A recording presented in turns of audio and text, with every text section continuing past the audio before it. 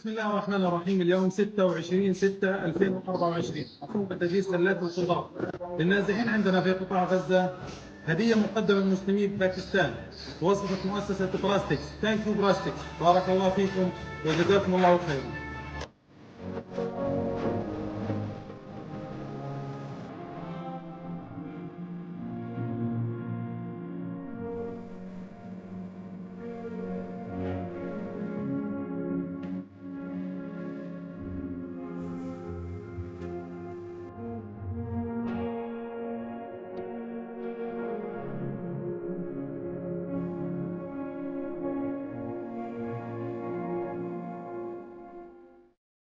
ونشكر مؤسسة براستكس على تقديم هذه المساعدات لنا، وإن شاء الله من زايد لأزيد إن شاء الله. نشكر مؤسسة براستكس على ما قدموه من خروج خضار وسلات غذائية لأهلنا وساكنة في غزة المحاصرة.